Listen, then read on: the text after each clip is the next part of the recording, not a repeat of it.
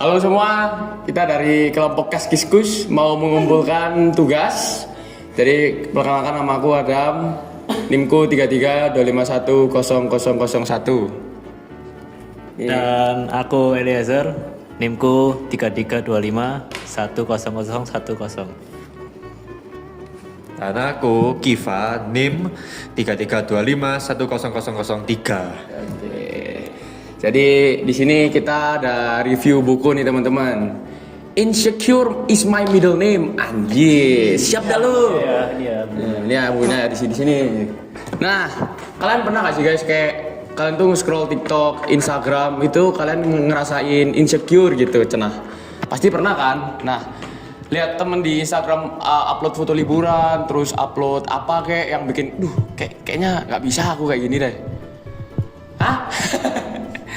Nah, itu tuh kayak kenapa aku sih nggak, terus kayak tuh temennya tuh kayak dapat nilai segini, terus kak diupload tuh insecure nih, aduh kok aku nggak sepinter dia, nggak seganteng dia, nggak sekeren dia. Itu tuh perasaan nggak nyaman itu namanya insecure guys, dan itu tuh nyata di kehidupan kita sehari-hari gitu, emang ada. Jadi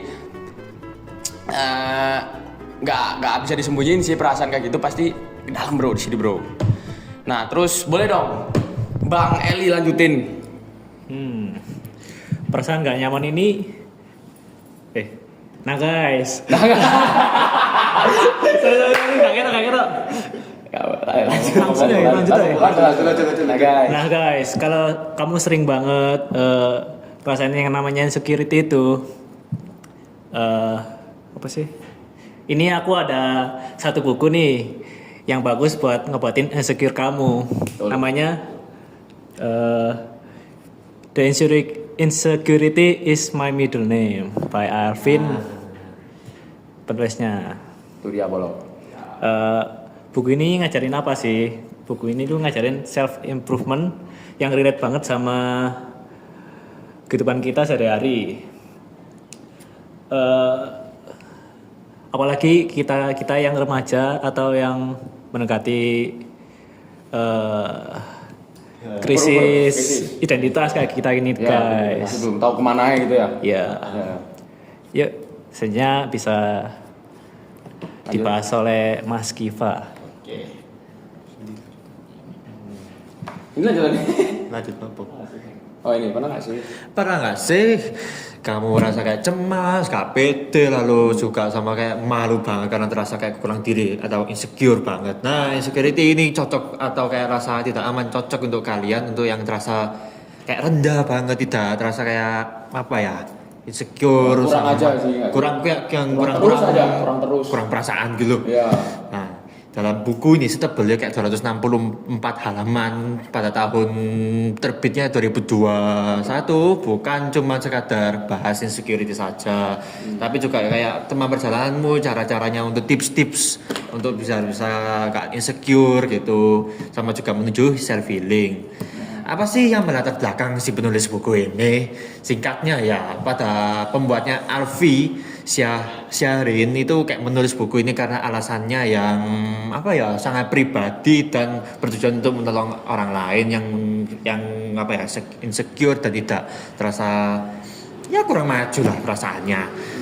Ya pengalamannya pribadi bagi orang Alfi Syahrin sendiri juga ya sering merasakan insecure, tidak percaya diri. Jadi dia menulis ini sambil untuk kayak menceritakan perjalanannya pada penulisnya itu sendiri dalam menerima kekurangan dan perdamaian dengan dirinya. Ya, contohnya kayak menerima healing. Dia ingin buku ini menjadi teman-teman yang curhat sama yang insecure gitu, sama yang kurang percaya diri, agar bisa menenangkan dan membantu orang lain yang tidak nyaman dan overthinking. Nah, selanjutnya sih mendingan apa tuh Adam enaknya. Guys, lanjutnya sing dia. Kasih sudut. Terus sudut pandang baru nih buat kita ya.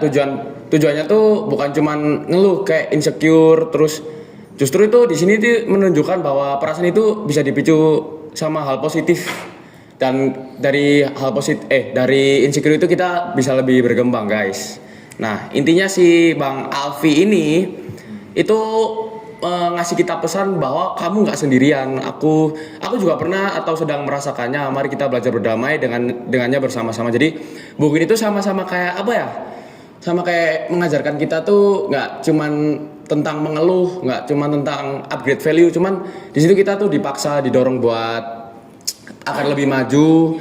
Terus nggak bisa cuman kayak nggak bisa gini terus bla bla bla. Itu kita sebenarnya bisa guys, di dunia itu nggak ada yang nggak bisa, tergantung dari niat dari pribadinya kita sendiri. Dan yang penting tuh kita tuh punya ini pegangan tuh kayak aku ngelakuin ini tuh ada tujuan hal baik gitu. Itu pasti kalian bisa apa ya, bisa iya pasti dapat jalur yang baik lah.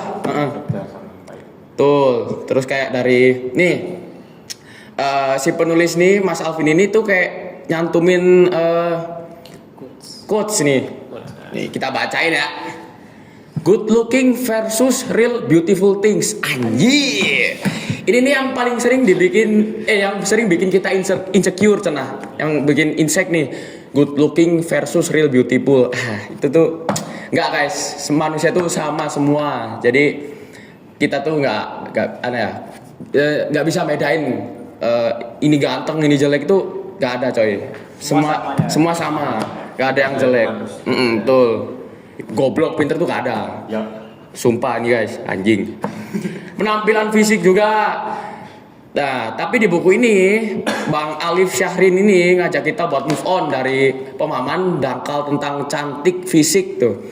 Dia bilang kalau kamu masih mengaitkan beautiful dengan fisik, well you've missed a lot real beautiful things. Anjing, ini orang pinter banget cok. Jadi apa ya? Kayak jadi tuh fisik tuh nggak penting guys. Yang penting tuh watak sama perasaan kita itu. Kayak itu tuh yang bikin kita bisa maju bro. Asli dah ini. Nah, lanjut dah nih Bang Ida. Ya. Menurut Alvin ini cantik tuh gimana sih? Cantik tuh nggak cuma bahas tentang fisik aja teman-teman. Tuh, that's it bro. Cantik menurut Bang Alvin ini ada beberapa. Yang satu itu cantik dari tutur kata. Nah, itu dia. Cantik tutur kata itu maksudnya gimana sih? Maksudnya tuh kayak kita tuh bicaranya lembut, hati-hati, dan sehingga yang dengar tuh tenang gitu teman-teman. Terus intinya Bang Alvin ini mengajak kita untuk melihat bahwa keindahan atau beautiful yang sejati itu ada pada kualitas seorang, bukan kayak looks-nya doang. Don't judge a book by a cover. Itu dia guys. Seorang bisa dikatakan cantik bukan hanya dari wajah aja ya teman-teman. Tapi bagaimana ucapan memberikan ketenangan bagi orang lain. Ini adalah bagian dari real beautiful things. That's it. Yang kedua dari Bang Alvin ini cantik perilaku ya teman-teman. Mungkin tak banyak bicara, seseorang tidak perlu menjadi pusat perhatian atau banyak bicara untuk dianggap indah, tetapi selalu berusaha untuk berbuat baik dalam diam. Itu maksudnya gimana sih? Keindahan terpancar itu dari inner beauty seseorang, kayak tindakan nyata, nggak harus apa itu lihat dari fisik atau dibar-dibar gitu ke orang-orang lain. Ya, cantik perilakunya menunjukkan bahwa keindahan yang sesungguhnya itu terletak pada karakter, nggak harus dari apa itu fisiknya doang. Dan yang kedua poin kedua yang disampaikan Bang Alfi itu mencari ketenangan dalam insecurity itu teman-teman. Seringkali saat insecure kita itu justru merasa kayak sendirian, kesepian, kayak feeling lonely gitulah. Yeah. Tapi buku ini siap banget bantu teman-teman mengatasi itu. Untuk insecure, pikiran overthinking itu ini guys, buku ini bisa bantu guys. Lanjut. Ayo Bang Kiva. Oke, lanjutnya itu yang lanjutnya itu ya poin ketiga itu kenapa buku ini wajib dibaca. Ya pertama lebih santai untuk menghadapi standar good looking, kayak looking kayak sikap, lalu juga wajah-wajahnya. Lalu manfaatnya apa buku ini? Buku ini membantu mengubah pola pikir tentang kecantikan dan ketampanan. Kamu itu diajak untuk mengerti apa ya tentang bahwa cantik fisik itu bukanlah hal yang utama atau penting. Sebaliknya, kamu akan mulai menghargai beautiful dari sudut pandangan tutur kata yang lembut dan menenangkan, atau perilaku yang baik selalu berusaha menolong, bukan mesti yang lainnya. Lalu kalau kisah untuk relate itu sering kali saat di kampus. Nah di kampus itu mesti kayak apa ya bola-bola, lalu ada yang juga insecure, ada yang introvert, extrovert. Nah ini kita merasa minder atau insecure ya karena melihat teman-teman lainnya yang fashionable, yang kulitnya mulus atau vibe-nya yang selalu on point saat presentasi. Nah terasa kayak jealous namanya.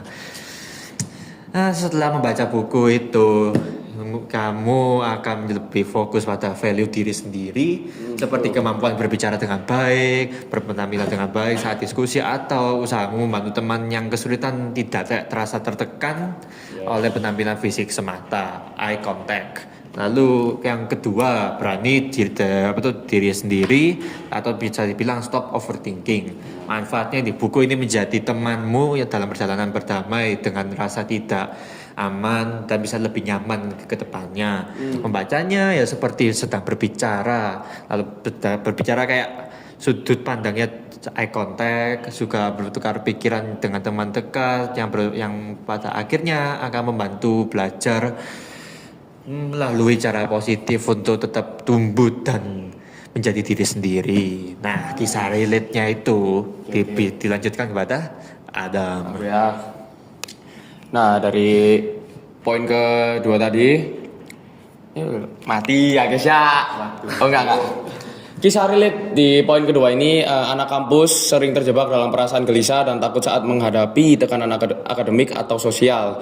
Misalnya, kamu takut mengambil mata kuliah yang menantang karena khawatir gagal, atau takut mengungkapkan pendapatmu saat rapat organisasi karena takut dihakimi.